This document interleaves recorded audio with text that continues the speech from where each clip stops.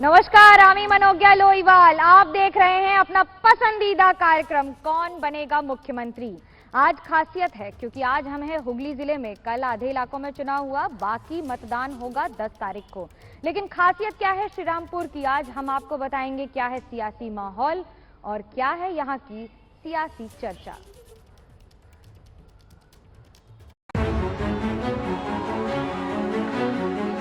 चुनाव के खेला में चौथे चरण के लिए बंगाल तैयार। एक टांग पर ममता का ताबड़तोड़ प्रचार। टेंशन कैंपे चले जाओ, এই রকম করবে এরা, আমি করতে দেব না। অনেক রাজ্য করেছে এনপিআর, বাংলা করতে দেয়নি, বাংলা করতে দেব না। বাংলায় সব মানুষ আমার নাগরিক। सिंगूर जीतने के संग्राम में आज रथ लेकर उतरे अमित शाह।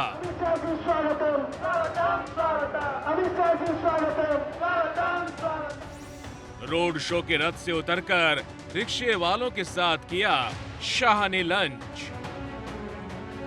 तो बंगाल में सीएम योगी ने फिर दिलाई ममता को जय श्री राम की याद। दीदी तो इस समय इतनी चिड़ी हुई है, इतनी नाराज है, या वो कह रही है कि जय श्री राम बोलोगे तो जेल में डाल देंगे।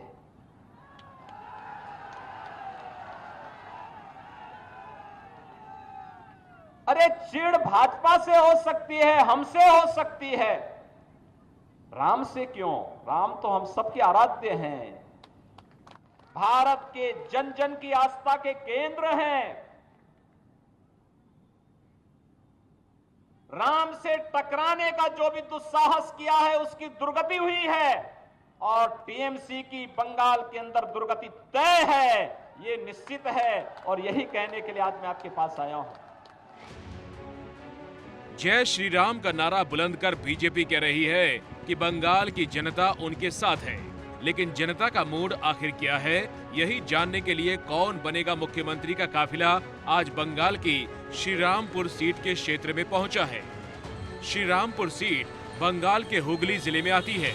यह सीट 20 साल से टीएमसी का गढ़ है। 2001 से ही इस सीट पर टीएमसी को जीत मिल रही है।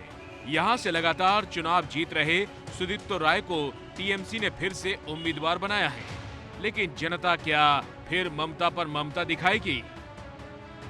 जिस तरीके से हमारे अमित साहब जी आए यहाँ पे बंगाल में बोलते हैं कि हम लोग को सोना बंगला चाहिए, तो हिंदुस्तान का हर सूबा सोना का बंगला है। हम लोग को आपस में भाईचारा की जरूरत है, लड़ाई झगड़ा की जरूरत नहीं है।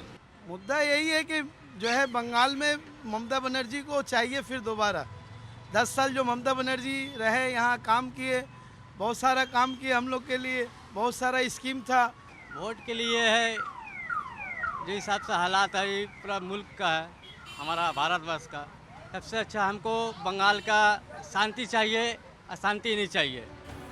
पश्चिम बंगाल में 3 दौर का चुनाव पूरा हो चुका है। 10 अप्रैल को चौथे दौर की वोटिंग में श्रीरामपुर सीट के लिए मतदान होगा। सबसे तेज नतीजे आएंगे 2 मई को एबीपी न्यूज पर। लेकिन नतीजे और मतदान से पहले श्रीरामपुर के लोगों की राय जानिए कौन बनेगा मुख्यमंत्री की आज की बहस में।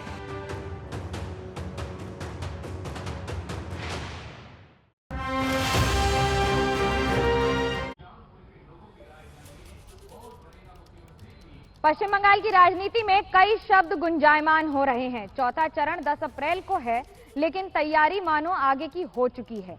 एक और एआईएमआईएम ने अब अपने 7 उम्मीदवार की लिस्ट जारी कर दी है। क्या होगा इससे? मुर्शिदाबाद में इन 7 सीटों पर क्या बदलेगा, क्या होंगे नए आयाम, बताएंगे आपको इस खास रिपोर्ट में कि आखिरकार असदुद्दीन ओवैसी की बंगाल एंट्री से बंगाल में क्या होने वाला है।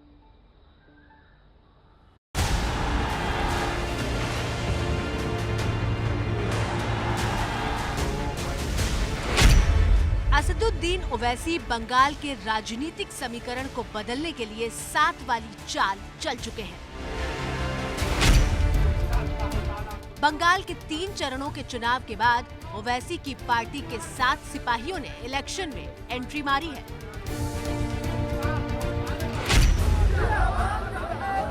ये मौलाना मोतीउर रहमान हैं, जो मालतीपुर विधानसभा सीट से एआईएमआईएम के उम्मीदवार हैं। चुनाव के लिए पर्चा दाखिल करने के बाद ओवैसी की पार्टी से उम्मीदवार मौलाना मोतीउर रहमान ने जीत का दावा किया। बाकी 6 सीटों पर AIMIM के उम्मीदवारों के बारे में भी जान लीजिए। इतहर सीट पर मोफक्करुल इस्लाम चुनाव लड़ रहे हैं। जालंगी से अलसौकत जमा को टिकट मिला है। सागर दिघी से नूरे महबूब आलम और भरतपुर सीट पर सज्जाद हुसैन को ओवैसी ने उतारा है। रतुआ सीट से सैयदुर रहमान खड़े हैं और आसनसोल उत्तर सीट पर दानिश अजीज को उम्मीदवारी मिली है। माना जा रहा है कि पश्चिम बंगाल विधानसभा की 7 सीटों पर AIMIM की एंट्री TMC के वोटों में सेंध लगा सकती है। वजह है इन 7 सीटों पर मुस्लिम वोटों की बहुलता। 2016 के विधानसभा चुनावों में 7 में से 3 सीटें कांग्रेस को मिली थी, जबकि 3 सीटें TMC को। लेकिन ओवैसी की पार्टी की मौजूदगी इन सीटों पर गणित क्यों बिगाड़ सकती है, वो समझिए। जालंगी विधानसभा सीट पर 73% मुस्लिम वोटर हैं। सागर दिघी सीट पर 65% मुस्लिम मतदाता हैं, जबकि भरतपुर और इतहार सीट पर 50% से ज्यादा मुस्लिम मतदाता हैं। यही वजह है कि TMC AIMIM को बीजेपी का एजेंट बता रही है। MIM প্রার্থী দেওয়ার কারণ হলো এদের তো কিছু না, এরা একটা বিজেপির দালাল। আমরা দেখেছি এদের নাম বিহারে যেরকম ভোটটা হলো, এরা ভোট কাটুয়া, এদের নাম পড়েছে ভোট কাটুয়া। এরা তো সিট জিততে পারবে না, এরা ভোট কাটুয়া। TMC ओवैसी की पार्टी की एंट्री से डर रही है, क्योंकि ओवैसी ने बिहार चुनाव में भी 5 सीटों पर जीत दर्ज की थी। डर कांग्रेस को भी अपने वोट बैंक में सेंध लगने का है, लेकिन कांग्रेस AIMIM की उम्मीदवारी को ये कहकर खारिज कर रही है कि पश्चिम बंगाल के मालदा इलाके में ओवैसी की पार्टी का कोई असर नहीं है। মিম ভোট কাটবে সেটা আমি বলতে পারবো না। আমাদের এখানে সেরকম মিমের কোনো বর্তমান প্রভাব নেই এবং সেরকম দেখতেও পাচ্ছি না কোথাও মিমের কোনো সংগঠন। তাছাড়া কোনো যে জায়গাগুলোতে প্রার্থী দিচ্ছে আমার মনে হয় মিমের সেরকম কোনো জায়গা নেই মালদা ডিস্ট্রিক্টে। মিম সেরকম কোনো প্রভাব ফেলতে পারবে না, এটা আমার দৃঢ় বিশ্বাস। पश्चिम बंगाल के चुनाव में असदुद्दीन ओवैसी की एंट्री किसी मेगा स्टार से कम नहीं है, क्योंकि जहां एक ओर वो 30% मुसलमानों के हिमायती बन के घुस रहे हैं, तो वहीं दूसरी ओर 7 सीटों पर उम्मीदवार देकर कई पार्टियों का खेल खराब कर रहे हैं। ऐसा माना जा रहा है कि कांग्रेस और तृणमूल कांग्रेस को इससे सबसे ज्यादा नुकसान होगा।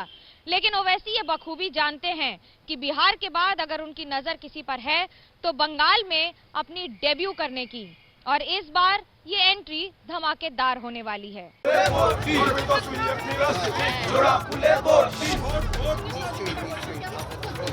100% থাকবে।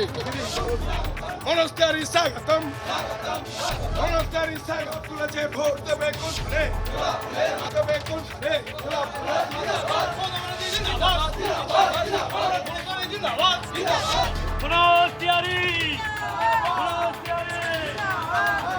मनोज, कितना कॉन्फिडेंट है, क्या देख रहे हैं आप? नहीं, कॉन्फिडेंट तो हूँ, क्योंकि जितने भी घर में पहुँचा हूँ आज तक, पहले दिन से जब से कैंपेनिंग कर रहा हूँ तब से लोगों में बहुत पॉजिटिव रिस्पांस पाया हूँ और लोगों ने बहुत प्यार और आशीर्वाद दिया है। बहुत लोग अपने अपने घर से निकल के मतलब सेल्फी लेना चाह रहे हैं और फूल पहना रहे हैं, तो इससे यही पता लगता है कि वो मतलब मुझे आशीर्वाद देंगे और अपना मूल्य मतलब जो मूल्य वोट है वो मुझे देंगे, आशा करता हूँ। मतलब यही एक्सपेक्टेशन है पॉजिटिव रिस्पांस देखने के बाद। तो शिवपुर में आप जब कैंपेनिंग के लिए गए तो आपको क्या लगा, लोगों की समस्या क्या है, आपको क्या लगा? समस्या है 3-4 चीज़ें हैं। देखिए, हमारी गवर्नमेंट पिछले 10 साल से बहुत काम कर रही है, इसमें कोई दो राय नहीं है, लेकिन अच्छा काम करने का मतलब कभी अंत नहीं होता है। वैसे ही हम या तो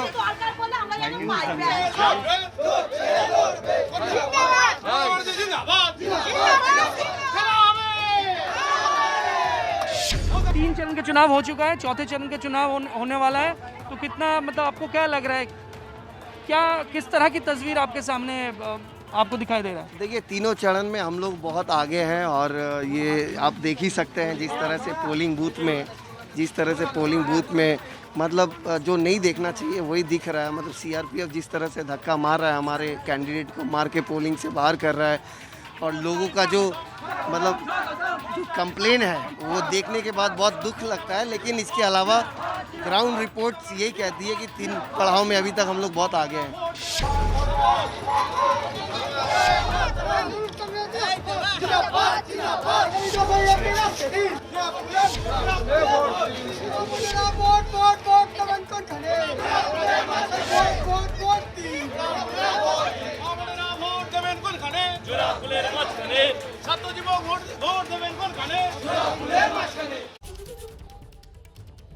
पश्चिम बंगाल का श्रीरामपुर विधानसभा क्षेत्र एक ऐसा इलाका जो नदी के किनारे भी है और नदी के बहाव को भी देख रहा है। लेकिन साथ ही साथ आपको बता दें, आज हमारे साथ जुड़ रहे हैं कांग्रेस से प्रीतम घोष, स्पोक्सपर्सन हैं, और उसके साथ साथ जुड़ रहे हैं दिलीप यादव, तृणमूल कांग्रेस से। कबीर शंकर बोस उम्मीदवार हैं, उम्मीदों पर खरा उतरने के लिए अभी तक यहाँ की उम्मीदों पर खरे नहीं उतरे हैं, और आना था तो अभी तक दर्शन नहीं दिए हैं बीजेपी ने। लेकिन क्या हम ये कहें कि तृणमूल कांग्रेस अब पूरी तरह से तैयार है और इस बार मैदान में उतर रही है? नहीं, तृणमूल कांग्रेस 365 दिन ही लोगों की सेवा करता है, बंगाल के डेवलपमेंट के लिए काम करता है, और बंगाल आगे बढ़े अपनी मर्यादाओं के साथ, इसके लिए काम किया है। तो फिर पार्टी छोड़ छोड़ के लोग क्यों चले जाते हैं दूसरी पार्टियों में? घर छोड़ के कुछ बच्चे चले जाते हैं, कब जानते हैं? जब उनको ऐसा लगता है कि माँ पिता के जो दायरे हैं उनसे बाहर वो लोग काम करना चाहते हैं। ये सभी लोग जानते थे that they will not gate ticket in forthcoming assembly election, and when they approach other political parties, so far my concept, सिर्फ यही कारण था? और अब अगर हम ये कहें असदुद्दीन ओवैसी के बंगाल में आने से टीएमसी डर रही है, इसलिए कई इलाकों में कैंपेन नहीं करने दे रही थी पहले। देखिए, बंगाल की राजनीति और दूसरे राज्य की राजनीति में थोड़ा सा अंतर है। मुझे भी प्राय 38 वर्ष राजनीति करते करते हो गया। बंगाल के लोगों में ममता बंदोपाध्याय ने जो विश्वास पैदा किया है पहले अपने आंदोलन से, कि I am the only opposition leader who can fight against the government for the people. अरे आप सत्ता में है यहाँ पर आपको जनता के अगेंस्ट जाने की क्या जरूरत है? क्या बीजेपी और टीएमसी के बीच की लड़ाई में ये भूल गए हैं कि बंगाल में सत्ता में टीएमसी है? भूलने का क्या है इसमें? समझा नहीं मैं आपका। मैं आपसे ये पूछ रही हूँ कि कांग्रेस किस तरह अपने आप को देख रही है इस समय, क्योंकि बीजेपी और टीएमसी की जो लड़ाई है बंगाल और केंद्र की सत्ता में, अब जो लड़ाई चल रही है, क्या कांग्रेस इस बार अपनी पहल और जगह बना पाएगी? क्यों नहीं पाएगी? क्योंकि कांग्रेस जो गठबंधन किया है लेफ्ट फ्रंट का साथ, लेफ्ट फ्रंट में आपने देखें कितना नया पीढ़ी सामने आ गया। ये नया पीढ़ी आगे बढ़ेगा, और सबसे बड़ा चीज है आज ये देश कौन बनाया? कांग्रेस ने देश बनाया। तो कांग्रेस सत्ता में रहे नहीं रहे, कांग्रेस जनता का साथ रहती है। प्रीतम दा, आप ये बता दीजिए मुझे कि जब आप बंगाल की बात कर रहे हैं तो राहुल गांधी, प्रियंका गांधी ने अभी तक अपना कोई दौरा ही नहीं किया, तबीयत तो अभी खराब हुई है। 4 चरण ही तो हुआ, और तो 4 चरण बाकी है। देखिए ना आगे क्या होता। प्लान भी नहीं बना है, तो क्या ये कहें बंगाल पिछड़ गया है, बंगाल भूल गई है कांग्रेस की आला नेता? आपने भूल कर रहे हैं। मेरे प्लान आपको कैसे पता चलेगा? 4 चरण बाकी है, 29 तारीख तक बाकी है अभी, तो ये आपको कैसे पता चलेगा मेरे प्लान? मेरे प्लान तो मेरे पास रहेगा, जिस रोज आने का होगा उसके 2-4 रोज पहले ऐलान होगा। अभी तक प्लान बन चुका है ये कहें? जब बनेगा आपको भी पता चल जाएगा, ऐलान हो जाएगा। तो क्या ये बात सच है कि लेफ्ट के साथ कांग्रेस केरला में दिक्कत हो सकती है बंगाल में अगर आ गए तो? नहीं, ऐसे कोई बात नहीं है, तो पहले भी हुआ। लेफ्ट यूपीए 1 में तो हम लोग का साथ था, फिर भी केरला में हम लोग लेफ्ट का खिलाफ लड़ा, तो उसमें कौन सी हर्जा है? ये डबल स्टैंडर्ड नहीं होता है? नहीं, डबल स्टैंडर्ड कैसे होगा? डबल स्टैंडर्ड हम लोग स्टेट बोलते हैं, स्टेट बैट में ही खेलते हैं। स्टेट बैट पे खेलते हैं, लेकिन स्टेट में अलग अलग स्टेटमेंट देते हैं। पूछते हैं जनता से, क्या है आपके सवाल? मेरा सवाल बीजेपी से है। बीजेपी का जो नेशनल प्रेसिडेंट है जेपी नड्डा, वो कुछ दिन पहले श्रीरामपुर में नहीं आया, और उसके बाद कल दिलीप घोष भी नहीं आया, और जो मिथुन चक्रवर्ती है महागुरु, वो भी नहीं आया। दूसरा मई के बाद बीजेपी का कोई भी नेता पश्चिम बंगाल में नहीं रहेगा। मेरा सवाल एक ही है कि बीजेपी का जो मैनिफेस्टो है, इलेक्शन मैनिफेस्टो, उसमें वो बोल रहा है कि वो महिला के संरक्षण करेगा, स्टूडेंट के लिए ये स्कीम देगा। मेरा बीजेपी से यही पूछना है कि आप तो बहुत सारे राज्यों में भारत में और बहुत सारे राज्यों में आप क्षमता में है, तो किस किस राज्यों में आप ये सब सुविधा दे दिए, किस राज्य में इम्प्लीमेंट किया है, क्या सवाल है आपका? जनता আমাদের একটাই প্রশ্ন যে উত্তরপ্রদেশে যেখানে মেয়েদেরকে ধর্ষণ করা হচ্ছে সেই রাজ্যের যে সরকার, মোদির সরকার, তারাই এখানে এসে বলছে মেয়েদের সুরক্ষা দেবে। তো কিভাবে আমরা মেয়েদের সুরক্ষাটা? डबल स्टैंडर्ड्स की बात। आइए खड़े हो गए। सवाल हमारा सवाल है कि अभी तक हम लोग का यहाँ से जो बीजेपी का उम्मीदवार है कबीर शंकर बोस अभी तक नहीं आए, तो वो आखिर यहाँ का एबीपी के जो सेट है वहाँ पे भी लेट आते हैं, तो कि सरकार में भी लेट में आएंगे, सभी सुयोग सुविधा सभी क्या लेट में ही देंगे? कबीर शंकर बोस के आने की बात थी, लेकिन बड़ा सवाल यह है कि अगर नेताजी अपनी बात पर ही न टिके तो क्या उम्मीदवार बनकर वो अपनी बात पर टिक पाएंगे कि नहीं? पूछते हैं लोगों से कि आखिरकार क्या है आपका सवाल का की प्रश्न আছে টিএমসি के।